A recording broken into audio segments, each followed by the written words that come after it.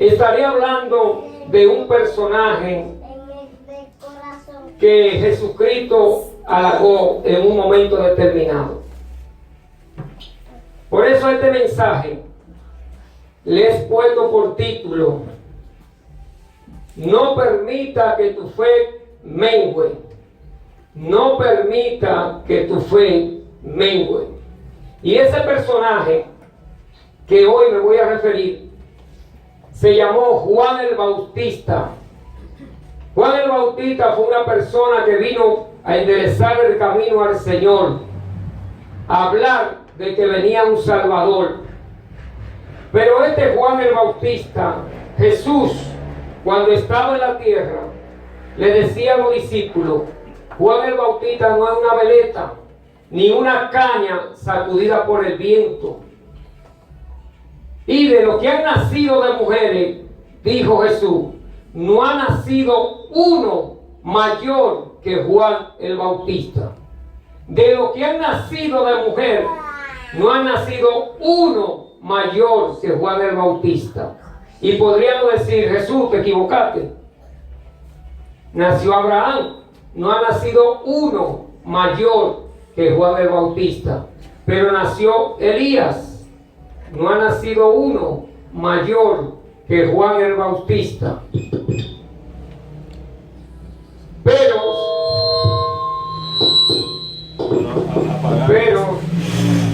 Pero el más pequeño en el reino de los cielos es mayor que él. Alabado sea el Señor. Amén. El más pequeño en el reino de los cielos era mayor que Juan el Bautista.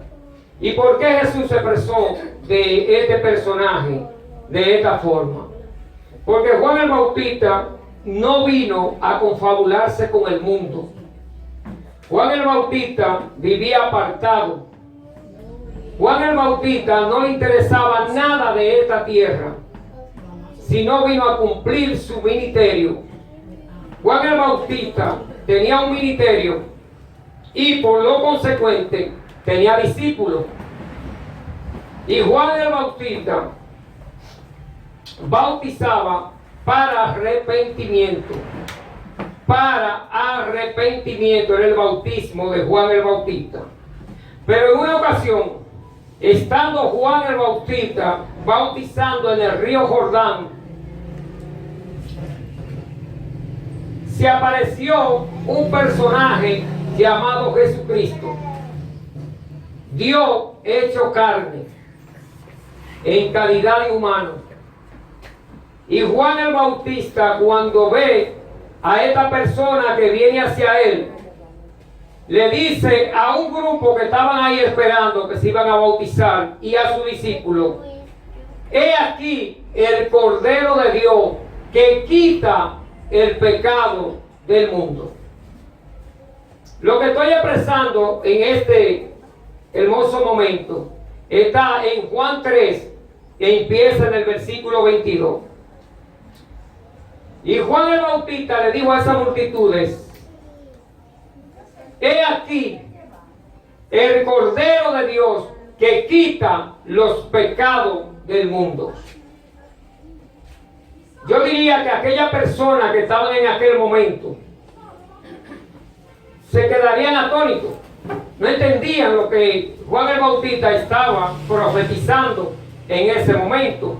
Porque Juan el Bautista estaba profetizando algo que no había acontecido. He aquí el Cordero de Dios que quita el pecado del mundo. La mayoría de los que estaban ahí entendían lo que era un cordero y qué sacrificio se hacía con los machos cabríos cada año. Entendían que la sangre era para perdonar los pecados en Israel. Pero cuando Juan el Bautista le dice: aquí el Cordero de Dios que quita el pecado del mundo, ellos no entendieron en ese momento cuál iba a ser la misión de Jesús. Y Jesús fue bautizado en ese momento. Pero nos dice la palabra que en una ocasión los discípulos de Juan el Bautista llegan a él y le dice: Rabí, que significa maestro, aquel que tú bautizaste en aquel lado del río Jordán, está allí bautizando y muchos vienen a él. Ellos tenían un celo ministerial. Ellos se sentían preocupados. Mira, el que tú bautizaste está allí y está bautizando también, y muchos vienen a él. Pero la palabra dice que Jesús no bautizaba, sino su discípulo. Entonces Juan le contesta: ustedes me son testigos que yo le dije a ustedes que yo no soy el Cristo, que antes de mí venía uno que era primero que yo no era digno ni de desatarle la correa de su calzado. Yo se lo expliqué a usted: yo no soy el Cristo. Pero nada puede recibir al hombre, le decía Juan el Bautista, que no sea dado del cielo. Y Juan el Bautista estaba hablando en lo espiritual. Nada puede recibir un ser humano que no sea dado del cielo. Pero hay muchas personas que reciben muchas cosas que no vienen del cielo. Amén. Que la da Satanás. Muchos hacen pacto con Satanás. Y Satanás da muchas cosas. Pero Juan el Bautista se estaba refiriendo a algo espiritual. Nada que no venga del cielo puede recibir un hombre. Entonces nos damos cuenta, queridos hermanos, que en Juan capítulo 3, versículo 30, Juan el Bautista le dice a su discípulo: es necesario que él crezca, pero que yo mengüe. Es necesario que él crezca, pero que yo mengüe. La palabra menguar es disminuir, bajar, menguar, disminuir. Y Juan le está expresando a ellos: es necesario ya que el ministerio mío descienda hacia abajo, pero que él crezca. Por eso a este mensaje le he puesto por título: no permita que su fe mengüe. Cuando nosotros como cristianos permitimos que la fe mengüe, nos enfriamos. Muchas veces, siendo cristianos, nos quedamos en la casa y no venimos a la iglesia cuando hay servicio, quizá viendo un juego de pelota, quizá viendo una película, y le damos más importancia a las cosas de este mundo que el compromiso y el pacto que hicimos con nuestro Señor Jesucristo cuando confesamos a Cristo como nuestro Salvador y nos bautizamos. Muchas veces le damos más importancia. En una ocasión, en Mateo 14, la palabra nos enseña claramente, en Mateo 14, Jesús está predicando en una ocasión y le dice a los discípulos, cuando termina: móntense en la barca que yo voy a despedir las multitudes. Y los discípulos se van y se montan en la barca. Y Jesús se queda despidiendo las multitudes. Pero ¿qué acontece, hermanos? Que cuando Jesús está solo, se va al monte a orar. La oración es muy importante para los cristianos. Si eso era Jesús, que era Dios en la tierra, que oraba tanto, imagínense nosotros. La oración es muy importante para mantener la fe firme. Amén. Y Jesús orando, dice como a la cuarta vigilia de la noche, se dio cuenta que estaba solo. Pero había una tormenta en el mar, que la embarcación con los discípulos ya estaba en mar adentro. Pero Jesús es todopoderoso, unipotente y unipresente. Y como tiene tanto poder, Jesús decidió caminar por el agua. Pero era de noche. Cuando los discípulos que están en la embarcación, pero hay una tormenta, ven que se aproxima algo, ellos ven que algo viene para encima de ellos, pero ellos no entienden. Ellos vocearon: es un fantasma. Y teniendo miedo voceaba: es un fantasma, un fantasma. Jesús le dice: no teman, soy yo. Yo soy, dice Jesús. Pero Pedro, que era muy sobresaliente, le dice: Jesús, si era usted, maestro, dígame que vaya, que yo voy. Y Jesús le dice, ven. Y Pedro se desmonta de la embarcación y va hacia Jesús. Y Pedro va caminando por el agua, rompiendo la gravedad. Pero lleva la mirada puesta en Jesús. Amén. Y va caminando en el agua, y el hombre con la mirada puesta en Jesús va firmemente caminando sobre aquel Salvador. Pero cuando comienza la tormenta, los vientos huracanales, el hombre se comienza a torbar. Y el hombre se torba y le da miedo. Y al darle miedo, se hunde. ¿Qué nos pasa muchas veces a nosotros? Que cuando llega el recibo del cable, cuando llega el recibo de la luz, cuando tenemos que pagar 2 meses o 3 de casa, cuando debemos en el colmado, los afanes de este mundo nos turban, nos sentimos presionados y en vez de llamar al Salvador, lo que estamos es quejándonos. Esto sí está malo. ¿Y cómo yo voy a pagar esta casa? ¿Y cómo yo voy a pagar en el colmado? Pero dice la palabra que cuando Pedro se vio hundiéndose, y mira que Pedro era un hombre que vivía en el mal, porque Pedro era pecador, tenía conocimiento del mal, pero era un viento muy fuerte. Y cuando él se ve que se está ahogando, le dice, maestro, sálvame que perezco.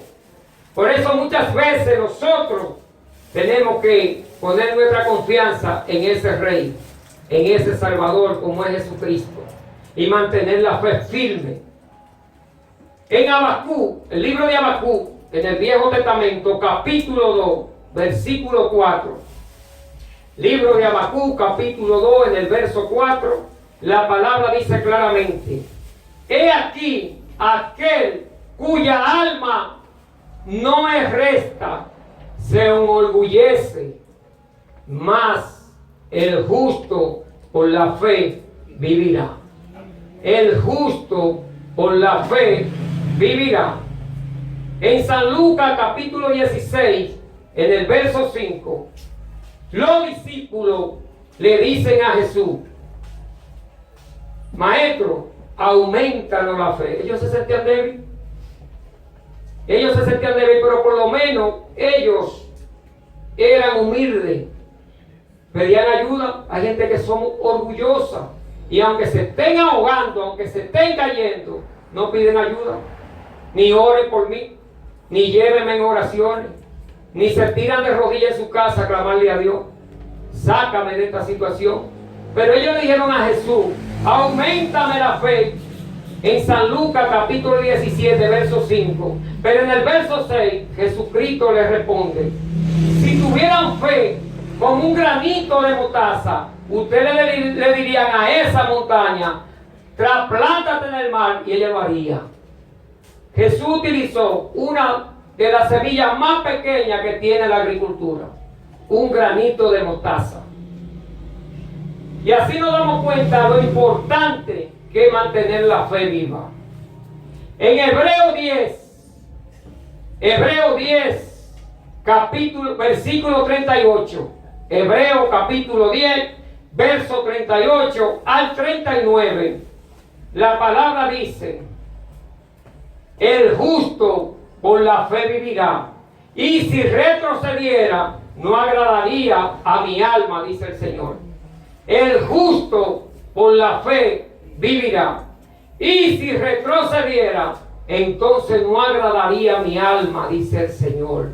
Pero en el 39 dice, versículo 39, nosotros no somos de los que retrocedemos para perdición, sino de los que tienen fe para preservación del alma. Amén. Alabado sea el Señor. Amén. El 38 habla claramente, el justo por la fe vivirá, pero si retrocediera, no agradaría a mi alma. ¿Cuáles son los que retroceden? Aquellos que confesaron a Cristo como su Salvador, aquellos que se bautizaron y en un momento determinado se apartan de la comunión con Dios. Retroceden. Yo decía esta mañana que yo me he topado con personas en la calle que me dicen, varón, yo era cristiano y tengo 10 años de carriado. Oye eso. Yo era cristiano y tengo 10 años de carriado. ¿Por qué? Porque comenzó a menguar su fe, y la carne a llenarse de este mundo y a llenarse de este mundo, y le pasó lo que dice Romanos 8.1. Romanos capítulo 8, verso 1, la palabra dice claramente que ya no hay condenación para aquellos que están en Cristo Jesús, para los que no andan conforme a la carne, sino conforme al Espíritu. Ninguna condenación hay, dice Romanos 8.1, para los que están en Cristo Jesús, para los que no andan conforme a la carne, sino conforme al Espíritu. Pero en el versículo 39 de Hebreo 10, la palabra dice, nosotros no somos de los que retrocedemos para perdición, sino de los que tenemos fe para preservación del alma. Amén. ¿Qué nos dice la palabra? Hay un alma que hay que cuidar. Hay un alma que tenemos que cuidar. Pero muchas veces los afanes de esta tierra, más en los Estados Unidos. Los Estados Unidos es un país que la gente vive corriendo. Y hay gente que tiene 2 y 3 trabajos. Una para poder pagar toda la renta, y muchos se matan trabajando. Porque ellos dicen, mira, que yo tengo que trabajar para cuando yo llegue a una cierta edad, ya yo tener una economía estable. Quiero tener mi buena casa, una buena cuenta en el banco. Y se afanan tanto trabajando que se olvidan de sacarle el tiempo al Señor. Se afanan guardando y guardando sin saber si van a llegar a la vejez. Entonces, ¿qué sucede, queridos amigos y hermanos? Que muchas veces esas personas acumulan tanto, pero se mueren y no llegan a disfrutar lo que pudieron economizar. Pero tienen 2 peligros. Tampoco disfrutan lo que trabajaron, entonces le cuidaron la salvación, que es tan grande, y se pierden. Entonces lo pierden todos. En una ocasión la Biblia tiene claramente un hombre se sentía ya complacido, ya tenía de todos. Dice, todos mis graneros están llenos, ya no me cabe nada. Lo voy a desbaratar para hacerlo más grande. Y en una ocasión le dice, alma mía, regocíjate y bebe y come, porque tiene mucho. Pero en ese mismo momento vino una voz del cielo y le dijo, necio, todo lo que ha economizado, ¿para dónde va? Le dijo claramente, necio, hoy vengo a pedir tu alma, y todo lo que ha provisto, ¿de quién será? Ya él se sentía que ya podía estar tranquilo, pero lo que él no entendía era que ya iba a llegar la hora de Dios reclamarle por ese cuerpo. Entonces muchas veces, ¿es malo tener un buen vehículo? No. ¿Es malo tener una buena casa? No. Lo que Dios nos está exhortando en esta palabra es que no nos descuidemos de salvar nuestra alma. Amén. Porque hay un juicio para este mundo. Y Dios habló bien claro que hay 2 condiciones. Un grupo de los que se van a perder y otro de los que se van a salvar. Nosotros muchas veces tenemos mucha fe en muchas cosas, porque nos han enseñado tantas cosas en este mundo terrenal. Hay gente que tiene fe en que van a jugar loto, pero ya hay 3 millones de personas que jugan el loto, pero él tiene fe que se lo va a sacar, y son 6 números, pero él tiene fe que se lo va a sacar. Hay otros que tienen fe en un brujo o en un doctor. Hay otros que tienen fe en una imagen y le piden a una estatua, a la Virgen de Guadalupe, a la Virgen del Carmen, y ellos tienen fe en eso. Pero la fe verdadera que dice esta palabra es la fe que depositamos en Cristo Jesús, Señor nuestro. Amén. Esa es la fe verdadera, porque todo eso es ficticia. Esa es una fe ficticia. Pero cuando ponemos nuestra confianza en Cristo Jesús, nuestro Salvador, estamos más seguros que nos vamos con Él. Amén. Si hagamos su voluntad. Él dice: el que dice que me ama y no guarda mi mandamiento, no es digno de mí. Porque todo el mundo quiere a Dios, pero sin ningún sacrificio. Es una papita. Es como el hijo que está ñoñado, que quiere tener todo en la casa, pero no quiere trabajar. Así es una papita. Cuando yo me crié, en aquellos tiempos, que me crié cuando se usaba el carbón y la leña, y más usábamos la leña que el carbón, porque había que comprar el carbón. La leña no, y la leña íbamos a cualquier conuco ahí, nos echábamos cualquier palo que tuviese seco. Y la mayoría de casas tenían un depósito de leña ahí. ¿Para qué? Para que cuando el fogón estaba medio frío ahí, que se caía para cogían dos y lo atizonaban, y ahí volvía la llama. Porque la fe es así, hay que estar atizonando para que no se enfríe, y más en estos últimos tiempos, donde el maligno de este mundo nos quiere arropar con tantas cosas, con los problemas, con las situaciones. Cuando vemos la noticia, no queremos ni salir a la calle, que matan uno, que atracan otro, y esto es un desastre. Pero tenemos que tener nuestra confianza en Cristo Jesús. Amén. Amén. Y vamos a leer lo que tengan Biblia en Hebreos capítulo 11.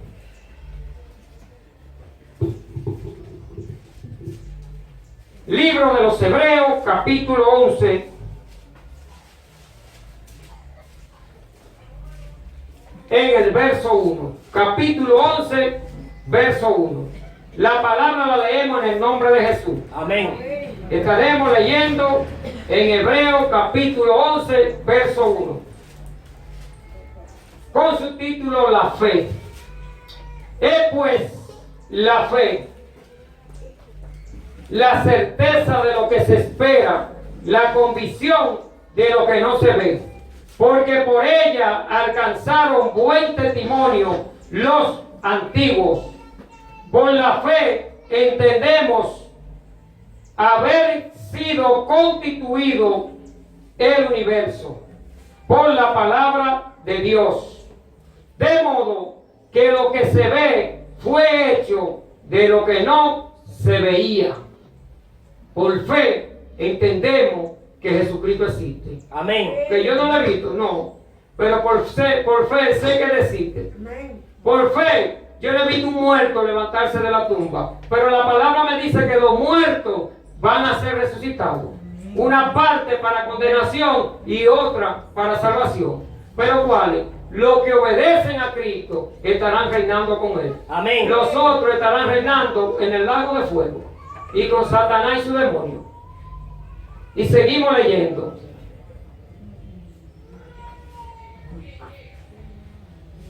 Por la fe entendemos haber sido constituido el universo por la palabra de Dios, de modo que lo que se ve fue hecho de lo que no se veía.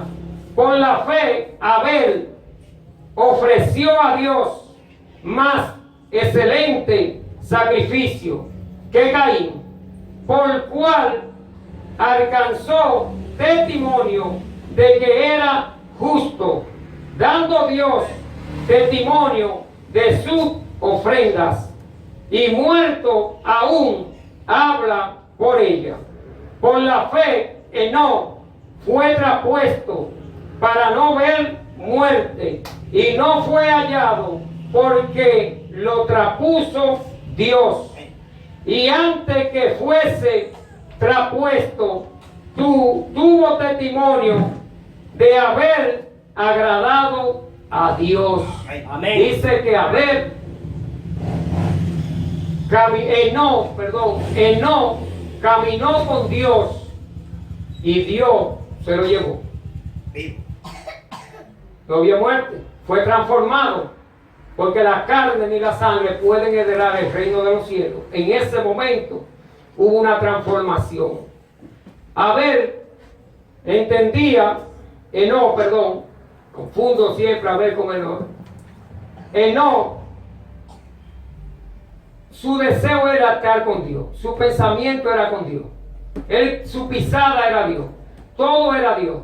Y Dios, al ver a este hombre que tenía tanta fe, que este hombre estaba nada más pensando las 24 horas en él, se lo llevó.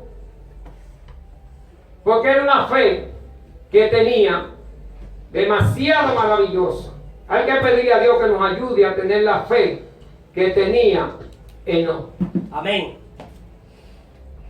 Y para finalizar, el verso 6 dice: pero sin fe es imposible agradar a Dios, porque es necesario que el que se acerca a Dios crea que le hay y que es galardonador de los que le buscan. Amén. Sin fe es imposible agradar a Dios.